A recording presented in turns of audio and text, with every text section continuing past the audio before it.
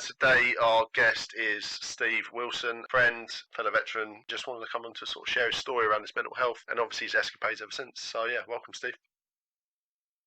How do you go from that military life to civilian life? How do you transition into that? You know what I mean? Part of you don't. Because Part I of can you don't. imagine you'd always stay in that military life, No, and you can never. you get a bunch of veterans, and then have you had any military experience? No, no. No. Right. So you get a bunch of veterans that don't even know each other. You give them half hour, and they're talking in acronyms and stuff that only let you know about exercises or operations or weapon systems, and you're going to be there like, what? Are they even speaking English? Because like, it's always there. And it always will be, and that's not a bad thing. That's not a bad thing. Like by all means, you celebrate what you've done, but you just need to remember that that's now in the past. You know? And that might be very hypocritical for me to say, considering like 10 years after I left the military, I just went and done another war for the sake of doing it. You know, which I think there's something very poisonous as well about continually reliving something that was, and bracket like open bracket saying, and people say it, the best time of my life. Because then all you're doing is then now justifying yourself that the rest of this should be shit. The rest of this should be the worst time of my life.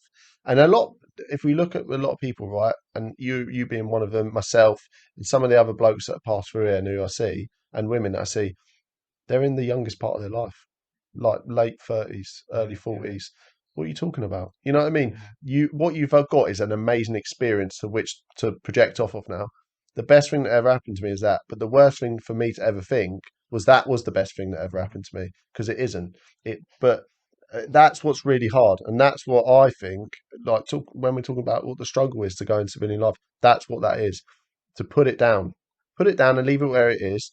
Pick it up at the right time and utilize it, but that's not the be all and end all. You know what I mean? And that's personally what I think the struggle is. Like, and when I looked at you coming back, is that I saw you done that again, where you were you having to talk about it, relive it, and justify it to yourself that you are that individual still. And I think that's one of the scariest things for me when like I say, when I met you and I could see that, I was like, oh, it's there. It's that child mentality of wanting to be something still. You know, it's being able to see yourself in the mirror and smile about how proud you are of yourself. In that really narcissistic sort of way. But I'm not, I've got no grudge against anyone that likes to do the sort of mundane 9 to 5s to provide, for their family and whatnot. Like I get it. I've been there myself. But like, and this is something that I was an atheist. And 100% an atheist pretty much most of my life up until I'd say about 2 weeks ago. Now I'm starting to become more spiritual, I think, because I'm questioning things. Because of the things that I've done over the last sort of year, maybe two, about a higher purpose, and it's about how I've felt because I've done something about a higher purpose. And I want to tie that in with Afghanistan as well, because I went there on the belief that what we were going there for was for the right cause.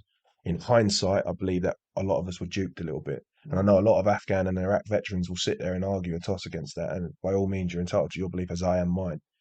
But we were lied to on the premise of that war. And then when the Taliban started to take over again and they conceded within 5 days, that was a hit. Yeah. That was a massive hit. Because then what was it all for? Yeah, I mean, I must say, being as someone that was never there, but at the same time in the background, I understand the point. I could understand points of being there, right? Yeah. But for me, when I saw I was watching the evacuation thing that was recently on Channel 4, which involved a lot of operational groups that I worked in, and saw the dismay, the disruption, the chaos of which was Kabul airport, and the fact that there was that many lives lost.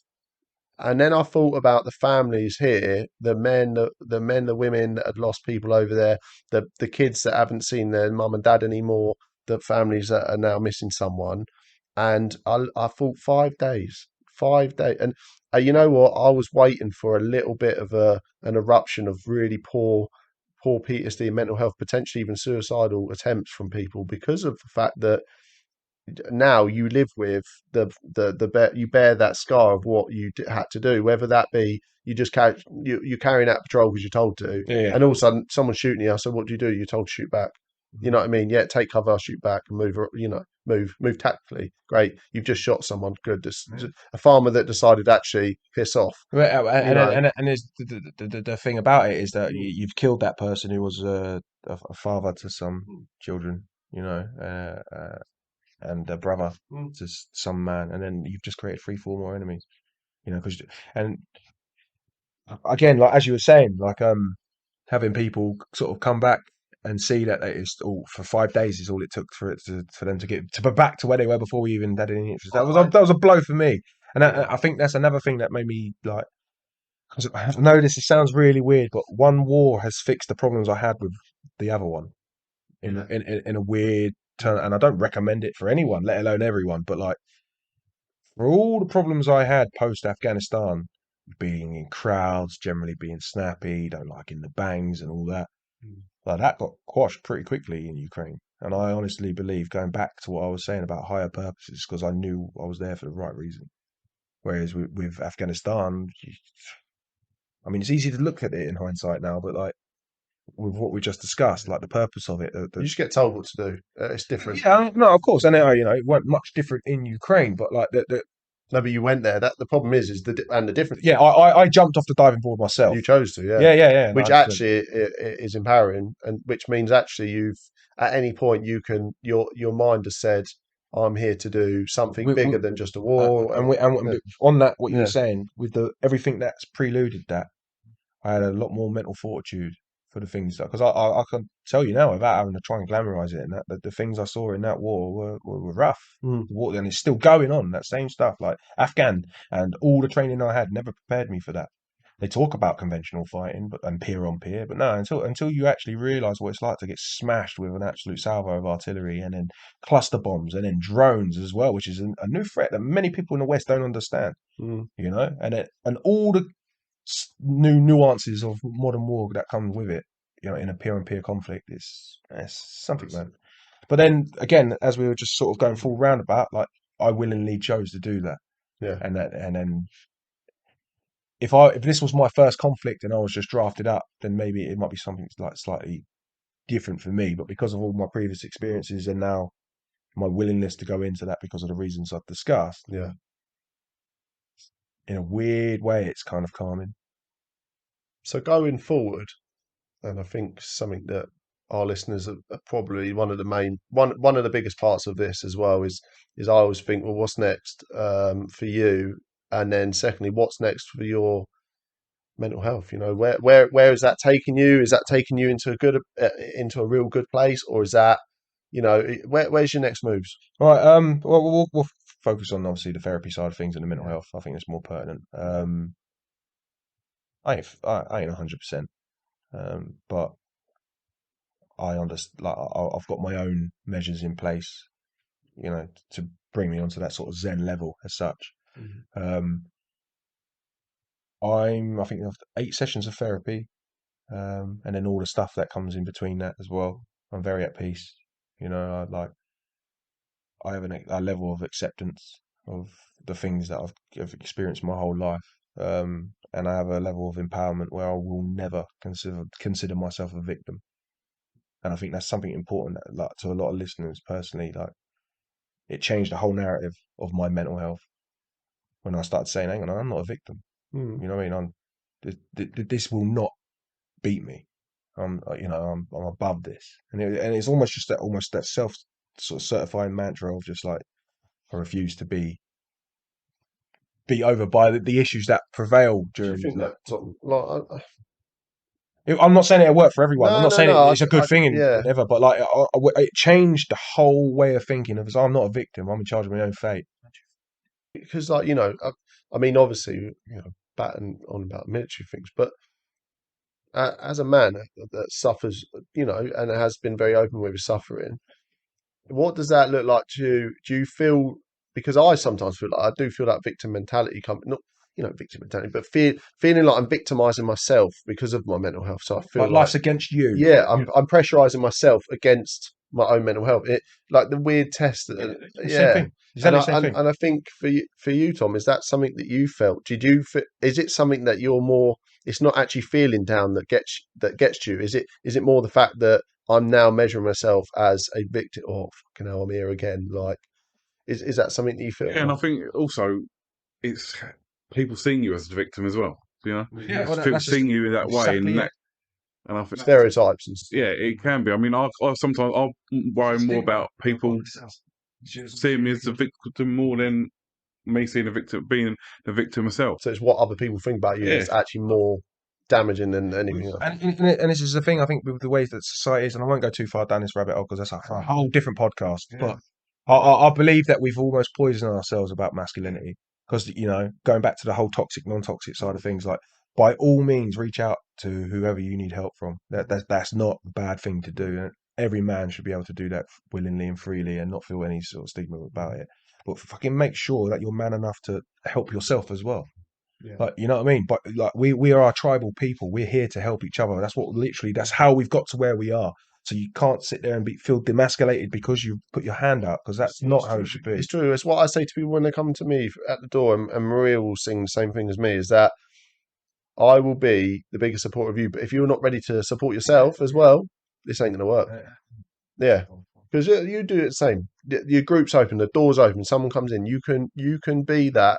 You can be that strong arm one side and support them. You can be that pillar. If the other pillar's not up, if you're not that pillar and you're not going to support yourself as well, you'll crumble. You know, there's always an element of help out there for people, but self-help initially is what people need. And I think the abandonment of that victim mentality yeah, is the cornerstone. try and get rid of that. Just, you know, it worked for me, and by all means, it might just be because I'm weird, but I don't know. But I strongly believe that the second I turn around and said, "No, I'm not a victim," like then I start to, well, if I'm not a victim, am I going to get out of this situation that makes me feel like one? You see it as a strength then, because that's something that I've said to people is having or been going through episodes of poor mental health, I think has made for not just a good story for myself in the sense of a good story. I mean, like a good background story, and also it gives me strength. I think it actually empowers me. I think that whole victim mentality goes down the pan because I now become what I class as some kind of mental health superhero because I'm able to entirely look at you and go, you're not doing very well. I'm going to check in. I'm going to give you some support. If you want it, you'll take it. If you don't, you don't. And I think that's when someone said to me recently, it's a symbiotic relationship. yeah, they asked me why'd you do this job, and I said, you know why? Because I was able to identify bits of myself, and I still do, and I see that as the biggest thing that's on my CV. Is not any qualification. Is actually that being able to go to another bloke or another woman and say, I get it. That don't you can snap. I get it. Come and reach out. Yeah, 100%. I I mean, but you know, ideally, in an ideal world, we'd be able to all be open with each other and everything. It'd just be whitewashed, and it'd be very. But we're not there, and we never will. You know, so like in the way it is if there are people out there that are listening to this podcast and they are struggling, by all means, listen to what I'm saying. You don't need to take it as true, like gospel, it's true, because everyone has their own different, unique way of that benefit them. But it doesn't hurt to just reach out because what have you lost? No, exactly You know, that. but then I generally think that talking can save lives as well because people bottle it up. They hold it in. They build up the pressure. It's like a pressure cooker. In the end of the day, you got to build up and build up until eventually it's going to go. It's going to boil dry. And I do generally think that just talking like we are in a room now, and the whole ethos of Men's Mind in general is to get people talking. Yeah. And so I think I do generally. I'm a big believer in. The start is talk. It is, of course, and I think that's the thing, isn't it? It's just it's actually it's saying to people actually don't run, like walk with it, like just you don't have to run just yet, walk. The simple fact that you open up and talking is an absolute bonus. And I always say to people is that if you've come to me and some of the guys have recently come to me and say this is my problem, what can you do to help me? And I'm going, oh cool, you've actually recognised it. I'm happy to help you now. Because if you can't recognise it, if you can't even do the bare basics, which is to open up and talk about it, you're not going to be able to do the hard hitting things, which is to sit in front of someone at PTSD resolutions to say, I shot someone or my mate took a fucking whatever. Sit in front of your loved ones and say that How can you do that? I am ill. I'm hurt. There's something wrong. There's something wrong. Yeah. It's not justifying why I'm taking it out on you, snapping you. No, why, of course not. Why, it's why an the kids explanation, isn't it? yeah, it's just actually giving it a little bit of a narrative so that they understand a little bit better. You know what I mean? I mean, I always say I say to my wife quite a lot with things. I mean, you can suffer mental health, mental illness, and that, but you can still be an arsehole. Do you know what I mean? Yeah. In general thing, I mean, and because I've had people come to me and say, "Look, so and so is really struggling that," and they could be, and yeah, and they'll be like, I had someone approached me a little while back saying, "So and so is being really, really nasty with it. They're really suffering." I said, "Yeah, but there is a line between being suffering and also generally being a dickhead." So you got to find the line between that, and it just doesn't give them Can't use one to justify the other. doesn't No. give them a pass to be able to be a dick. So I'm a firm believer of that as well. People can suffer. I mean, I've been a dickhead to my wife. I'll admit I've been horrible to I've played the victim or and all that lot and stuff and that and in my one I was like, because of my mental health. But then looking back at it, no, that was just me being a dickhead right then, And I think that's what's really difficult about it. Yeah. It's something I've been consistently professional in. Honestly, Yes, it's a skill that I've acquired over How many to years of fuck your training. wife off. Yes. At brackets mental health. Yeah, well, I mean, yeah, but you are right. But then you can judge everyone by that same rule because in every type of person, whether it be like race or ideology or any type of person, you're gonna get knobs. You're gonna get people that are assholes, and you're gonna get people that are nice. I think it's all about, you know what, and I like it every time I say it, it's all about having flexibility to the way you work or your approach to people. And from where I've come from in relation to leaving the military, prison staff, teaching within Kent Police, it had to be that I have to take people on face value. Yes, you're probably a dickhead, or yes, actually, you're probably suffering, but still, you're probably a dickhead. Yeah. But I have to. Knows me so well. Yeah, it's you I'm talking about. But it's about just being open. I think that's one of the main traits that I've tried to take on as an individual, and I know probably you're the same. And after your experiences, Steve, same thing is that you now have an openness to, and you've just talking about it recently about spiritually, but I'm just open to the fact that someone can be unwell and present in a certain way, whether that be good or bad. And I've seen both, and like we've talked about both. Is that actually it's just about being open, allowing someone to communicate with you, whether that be in a good way or bad way. Sometimes some people need to let it off. And if they do, it's just about saying, that was all right.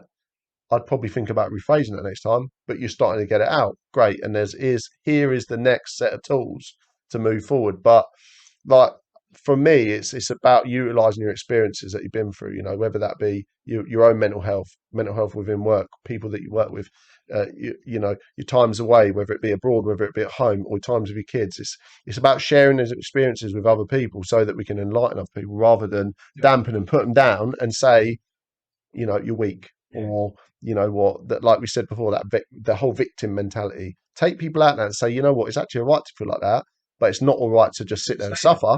If you suffer, then yeah, here we go. By all means, you have to go through those hard times. I think that's what builds you up. You know what I mean? And some people sadly have it a lot harder than others, and it is horrible. Yeah. But it's your choice to stay in those times or not. Yeah. Like you can move forward. In my sort of point, I have, and I'm sure in everyone else's struggles they have. It doesn't matter how long it takes you to do it. You just keep going. I don't want to start like talking about quotes from Churchill and stuff like that, but he nailed it. When you're going through hell, you keep going. Yeah. And it is literally just as simple as that. And it sounds so easy to say it in the comfort of this podcast and all that. But I mean, even like, again, for me personally, I've said this quote to myself when I'm sort of saying that I am not a victim and that, the woes that I have are only there purely because I can now benefit more from the good times. Because I know it can sound a bit like gibberish and stuff like that, but if your life was all going fucking gravy, it's going to be dull at our level. I mean, if we're millionaires, it's a whole different thing. But I mean, like our level, if everything was just normal, you'll be sad because of it. Because there is no, you'll just feel like it's all like, with no purpose. I think that's it. I think that's another thing to understand. I think within society is that actually hardship is necessary. To a degree, yeah. To a degree. The ones that can't be avoided. No, yeah, exactly. And I think it's about actually using them as life lessons. I like that. I like that because when people come to me, oh, I've had this, that, I actually say, you know what, utilize that. 5 years, that probably won't even bother you. Nah, use that. Yeah, exactly. Use that energy, power through it. And you know what, I haven't been a massive advocate for my own pain recently, but you know what, it has saved me in some of the darkest times. I'm having to utilize it a lot more now, but it's about saying, fucking hell, you've been through worse than this. utilize that pain and fucking drive, push off. You know what I mean?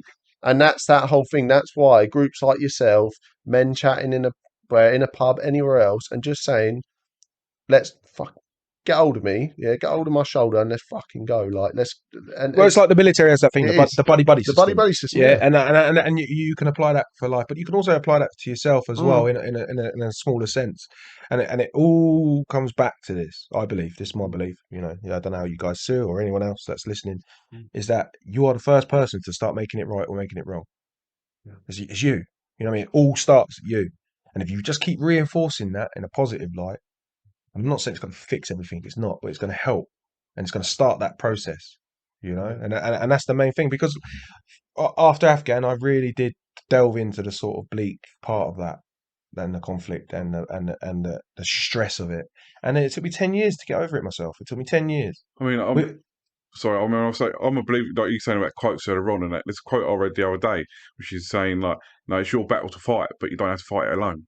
You know, and that's exactly, and I do really, and I really resonate. I see it, and I really resonate with that, because I thought they are right. You know, you do have to fight it, but you don't have to do it alone. You know, and that's what We have got this weird thing in Western culture now, where we're all individual islands, and we're paying the price for it now. When we look at how things are getting worse, and how like everything's getting, how basically we're being played, and how our mental health is now suffering, it's because we were told that men should be islands. You know, this individualism that's now we're suffering for it. We've always been a tribal species. Always, we've always been had that village mentality where, you know, your problem is my problem, because then therefore it's halved. And that is literally how we managed to get through to where we are now. But with all the availability of technology and phones and all the gizmos that we've got now, it's made it so easy to be isolated. Because before all this, no one would hear from you because there was no way of. So they'd come and find you, and they'd drag you out to these social events, and then family would get round you. Now they don't have to, because they can text you. And it's that whole false reality of, and once again, it's the bravado that's given to you by social medias, by any media, is to say actually, oh, because someone's posted online or because someone has texted me back means they're okay. But it's that the physical checking that we're missing, and I think going back to what you're saying is that whole island effect is, you know, people have got this massive, and we go off on a tangent, but this massive issue with Eastern European cultures coming in, and vice versa coming in, and basically being a unit. They've got it right. They look Mate, after each other. I don't want to interject, but the reverse culture shock of coming back from that environment, where like I was going into people's homes, and it's like in the main part of their home, they'd have like the two sort of like the brothers and sisters and their families with the children, and then in this one part of this little home, this little compound, which is not much bigger than like general homes here, they'd have like the auntie and her son and their kids or something, and then the grandparents are in the back garden and their little like lean-to. They ain't got a pot to piss in, but fuck me, are they close and they're happy. They're struggling their own struggles, like we struggle with ours, but they're doing it together. They're doing it together. You know what I mean? And we've lost that now because we've got so soft in what we want in life. We all, you know, and it's very easy and hypocritical for me to say this, because obviously I've now got like a broken family myself, because I'm not living with my children. But we have, as a society, just made that like so easy to set up ourselves, and I honestly believe that it's almost been intentional. You know what I mean? Whether it's been done for nefarious reasons, or that is a whole different podcast with the whole tinfoil hat stuff. You know, that's something more for Joe Rogan. But Yeah, but nonetheless, boys, like it is happening, and it's only getting progressively worse. I mean, you look around you, and I'm sure we all agree, and I'm sure everyone else that's listening will agree that things now are worse than what they were 2 years ago, which are worse than what they were 2 years ago. What's going to be like in another 2 years? What's Does going to be that like in is that 10? your driving force to potentially, you know, look like we have discussed, you know, we won't go into details, but to go back into potential war zones, whether that be Ukraine or whether that be another element somewhere else. Whether it be for military or humanitarian, I'm open to either. But like I've now, without it sounding barbaric, I've dipped my pool into greatness, and I have found something that I'm good at, um, something that fills my soul with like a higher purpose, because I'm doing it for humanity. I've made the sacrifices with my own tribe as such, my own family. I understand that. But then history, hopefully, if I've made the right decision, we'll look back on that and think, well, it was for a reason greater than oneself. And this is where the spiritual thing comes. Because before all this, like I was just like saying this stuff, but then like now recently I've been thinking, well, I mean, I got smashed with 152 artillery. These things kill vehicles, and like they hit my position, absolutely obliterated it, and fractured my skull from the C1 part of my spine to the frontal lobe.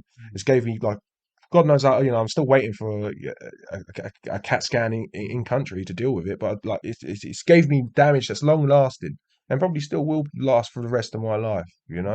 But Yeah, I honestly think personally that we as a collective could probably there's some other good points I'm sure that we could talk about, I reckon, further down the line. And I think, to be fair, Steve, I reckon we'd probably get you on again. I was going to say that. I mean, I've got a lot to say, and I'm trying to pick everything I say Yeah. really carefully to get to the point, because I know that there are people out there suffering that might possibly be listening to this, and I want them to get the help that they feel that they need. I want them to be able to do it in a way that they can do it to predominantly help themselves as well, because that's where you get the longevity from. Because like when I first got back, I was cycling to see my kids 41 miles, not because I had to, but because one day that's going to be the only way I can get to see them. So I needed to get myself fit enough to do that for when that day does come. Yeah, I used to struggle to see it like that because I thought, I don't know really, I don't know whether I saw that as a strength or I saw that as you like internally fighting. Oh, it's a bit of both. Yeah, But the takeaway from that is that I was training myself for that. So like for if the inevitable comes where you can only rely on yourself. Bear in mind, we've just been talking about having a tribal sort of setting and trying to, reaching out and having this like family and stuff. But like there are going to be times when you're going to be on your own and you need to be strong enough to be able to handle that storm. And that again, full circle, because I know we've been pickpocketing everything here, is you have to break away from that victim mentality. And it sounds, I hate saying it in the context that I'm doing it now, because it sounds like I'm always, oh, I've done it, so you can. And I know that's not the case. I'm lucky in that to have the position I'm in, but I can only speak on how it's affected me, and it's changed my whole outlook. I still struggle with everything, as every man does, and I reach out as much as I do, and we're trying to do it how we are. But the change in me is how I deal with that struggle, because I'm not dealing with it as if like I'm the victim of it.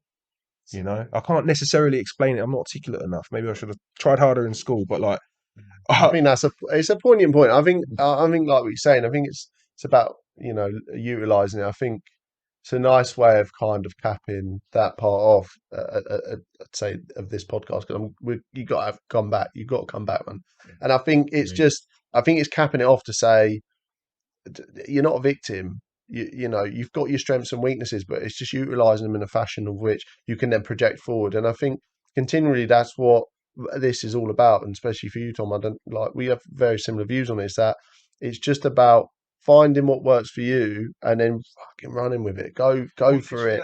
Don't let anything crush that because you're not a victim of your own mental health. If people want to victimize you within society, then that's their bad, that's their weakness.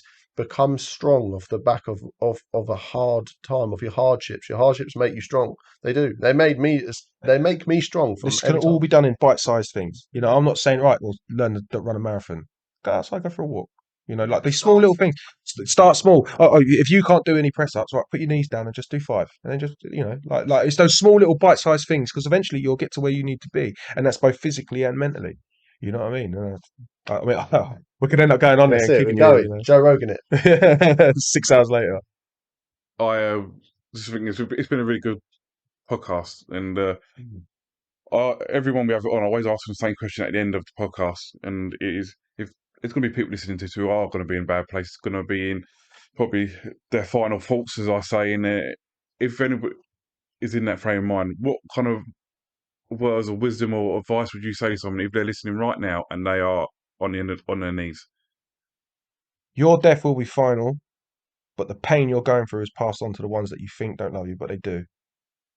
At the end of the day, you can sit there and you can make your decision, but the people that you hold dearest are going to be the ones paying the price for it.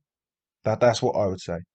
And then as a caveat to that, I'd say that ask for help. And if you can't ask for help, then try and help yourself. And it can be done, because if you give yourself another chance to wake up, you're giving yourself another chance to try and fix the problem. Fantastic. Yeah, I just can't disagree with any of that, can you? But it's been an honour, mate. I won't lie. having real life action man in the room. You know, it's you know, Vera is a bit of a retarded one, but I'll give you that. No. Just with the share. Flattery will get you everywhere. Go on, tell me more. Tell me more. But I you know, stand by, you know, I'm, you know, our review. And, as a caveat, though, I will say I went to Ukraine not to fight. I went there to help. It was by, I'd say, bad luck or good luck, however you want to class it. I ended up becoming the team leader of an anti-tank and a medical team. It was just circumstance. Yeah. Like everything that happened obviously happened for a reason. And again, glorification of war is just, I think, like you said before, and you know, the way you've summed it up nicely is that it was you had to justify to yourself the thoughts and feelings around someone else's actions, which at this point was Russian. Yeah. But also, it's just actually it was testing your, you know, your like I say, your moral compass, and you did so in doing the actions that you did. But I mean, I can't wait. If we get a second one in, bro, I'm happy to let's go again. Yeah, I mean, I think there's a lot more ground we can cover with you as well. I mean, I can talk for days, and which is awful. It is, but I'll say, you know, that is all we got time for today. But like I say, thank you very much for coming on, and you know, I'm going to applaud you because you know, yeah, man, 100%. Really, that was pucker. Yeah, you know, thank you. You really are a hero of the country. Come on, so I do thank you for that, and I do thank you for that. But like I say, that's all we've got time for today, guys, and we shall see you next week. Yeah, cheers. Nice one, guys.